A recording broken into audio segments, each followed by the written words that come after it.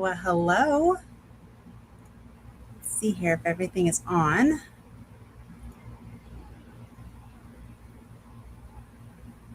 Okay. Yay, things are working. Hi, everybody, and welcome back. Welcome back. Let's see here if I can get all of my things going on. Welcome. Welcome to Beauty Alchemy. Welcome to episode 2. And let's do this first. I'm going to remove myself. Hold, please, and see what you think of this. Well, yeah, I won't do the intro this time. I did it last time, and I love it. I love the song that I created, and I just think it's so cool. And I just realized my microphone's not plugged in, so let's see if we can get better sounding audio. Helps if things are plugged in. But welcome back, Beauty Alchemy Investigations. I am Tara, and I'm so excited that you're here with me. I'm a beauty alchemist. What does that mean? Wellness researcher, professional rabbit hole explorer. Alchemy. I help people uncover the connections between beauty, wellness, and everyday life so that they can look better, feel better, live better. And today we're opening up number 2, case file number 2. And it starts with one of the strangest family stories that I've ever heard. So this is a story that I grew up hearing often. It was kind of funny. It was my first concert, and apparently it happened before I was born. So I realize it kind of sounds impossible. Stay with me here. Stay with me here. This story eventually led me into one of the most fascinating rabbit holes that I have ever explored.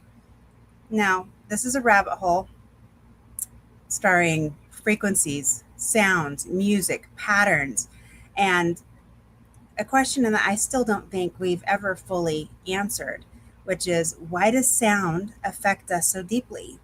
So if you're joining me live, tell me in the comments, what song instantly takes you back into another time in your life? A song that immediately triggers a memory, a feeling, a person, a place. I want to know. I've got one of those songs, and I posted it on socials maybe 2 months ago now, and it was Christopher Cross, Sailing. And the second that song comes on, I just go back in time. I think of road trips. I think of the big orange van, which you're going to get to see here in a few minutes. But what's that song for you? I'm curious. What song does that for you? So the concert, let's go back to this. The concert before I was born, according to my mom, she was super pregnant, very, very pregnant with me. And she and my dad went to a Creedence Clearwater Revival concert. And according to her, the music was so loud that her entire belly was vibrating. And she was really concerned. She was very, very concerned. Apparently, I was having like a party. I was having the time of my life. But she was worried because her belly was vibrating so much. Now, years later, before I even knew this story existed, I found myself constantly listening to Creedence, CCR. Nobody suggested it. Nobody told me the story yet. I hadn't heard that. I was young. I was probably about this age. I was probably about that age. So I just knew that I loved the music, and I would just gravitate to that album. I knew it had a purple center. I knew what it looked like. Now, was I interested in CCR because of my prenatal concert experience? Probably not, but it's a fun story, right? It's a better story than simply having excellent taste in music. But what fascinates me isn't whether that story influenced me. What fascinates me is how powerfully music influences all of us. A song can instantly transport us back like 20 years, right? And a song can make us cry. It can calm us down. It can energize us. And that raises the question, why? Why is that? I'm still curious, though. I want you guys to tell me what song does that for you. Now, music, music that you can feel. Music wasn't just something that we listened to in my family, it was something that we experienced. My dad played guitar, he played banjo. I think I've got some pictures here. Actually, he built the banjo that he played. There's one of them. Let's see if I can find the other one. Oh, here's another one. Yeah, he built the banjo that he played. He also built guitars. This is one of the guitars that he built. And here's some more that he built. Those are one of his last projects that he had. I'm not going to talk about that because I might get a little emotional. But he loved to create music, and music was always around. And one memory really, really stands out because my dad owned a very bright orange conversion van. And when I say orange, I mean orange. His CB handle was the orange crate, and it had brown shag carpet. Let's see here. I've got too many things on here. Hold on. Let me remove that one. I'm going to put that one on. There we go. There's the orange crate. Brown shag carpet. It had the total 70s experience. And in the back were these giant house speakers. This was the 70s. So, we didn't have child safety seats. We just had shag carpet and bean bags. And these house speakers sat in front of this platform. See that platform back there? That he put all the stuff underneath, and we could sleep on top of that platform. But in front of that, on the shag carpet, was a bean bag and giant house speakers. And we would sit in that bean bag, and my dad would put on music, slowly turn up the volume a little more and a little more. And eventually you weren't just hearing the music, but you were feeling it. The bass moved through your chest, through the floor, through the seat. And I loved it when he turned it up so much that my hair moved from the air coming out of the speakers. And as a child, I just thought that was the coolest thing ever, the absolute coolest thing ever. But looking back now, I realized something, that may have been my first lesson in frequencies, because sound isn't just something that we hear. It's vibrations. It's vibrations. So this is where my curiosity really kicks in, because frequencies are everywhere, everywhere. So with frequencies, they're bouncing all over, because we're talking like we are right now through the airwaves. We have our phones. We have our devices. So whether we're wearing a smartwatch or a ring or any of those things, frequencies are literally everywhere. Radio stations, cell phones, Wi-Fi, all of that stuff. Light is frequencies. Music is definitely frequencies. And everything operates through frequency, everything. But what fascinated me was this, that certain sounds seem to affect people differently. And why is that? Because that question eventually led me down a rabbit hole. Shock of shocks. I go down rabbit holes. And one of them is the 432 rabbit hole. So years ago, and I've done posts about this, because I started noticing something years ago. And that was when I would hear certain songs. And I just love, that song that you just love. You feel it in your core. You kind of get goosies. You play it over and over.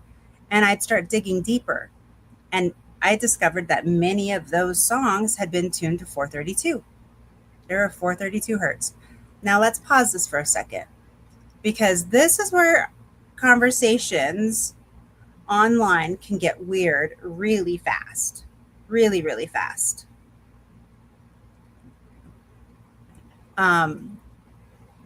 And I'm not here to tell you that 432 is magical. I'm not here to tell you every online claim is true. What I'm saying is this: I noticed a pattern and it made me curious, because curiosity is where investigations begin. Now, most modern music is tuned to around 440.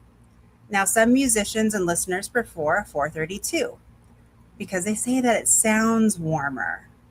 It's softer, it hits your heart better, it's more natural.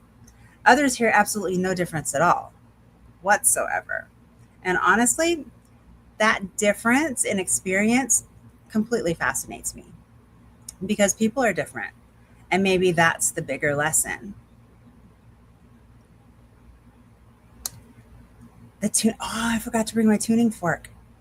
So tuning forks, I have it. I have it. I could run and get it really quick. But the thing is, yes, hold please. I'm going to be right back. Like, cue music. Oh, you know what? No, I won't do that right now. Yes, I'm going to run and grab my tuning fork. I'll be back. This is the joy of living in a small place.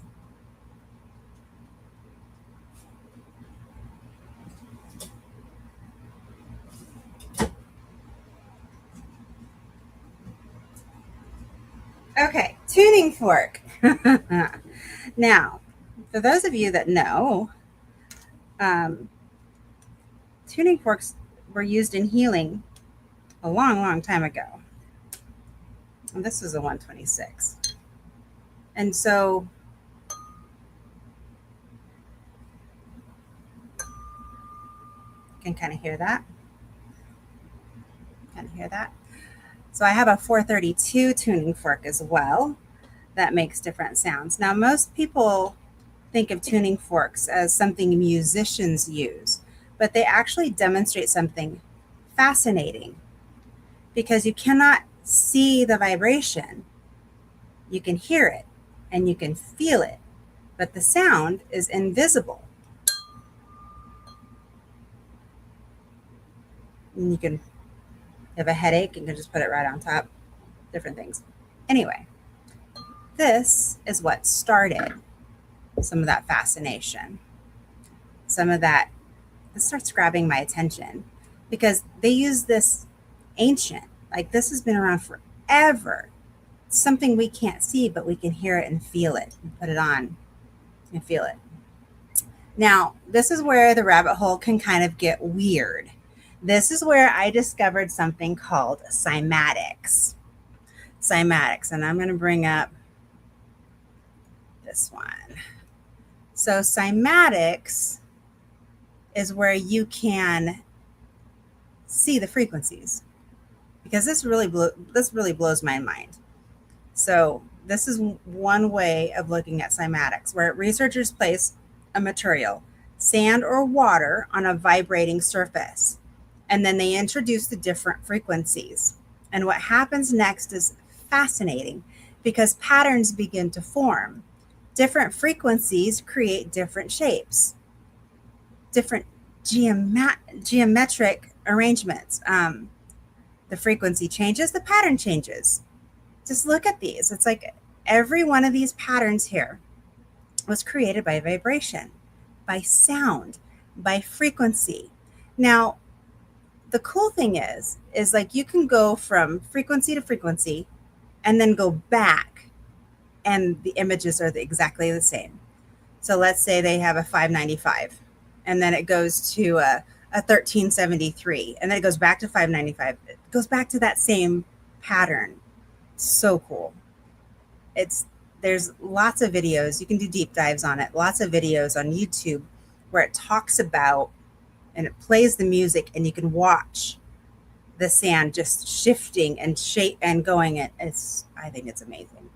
It kind of bakes my noodle a little bit, but it's fun. Here's some more. So here's some cymatic frequencies with just our vowels. So if we say A, that is the shape that is created with our vowels, A, E, I, O, U. And then you look at, things that have been around in history. You've got like stained glass art from the Aztecs, Egyptians, Hindu, And then you look at a cross section of our DNA. It looks so much alike, doesn't it? So much alike. Who's to say that we're not divinely made? Because he spoke into existence, right? Yeah.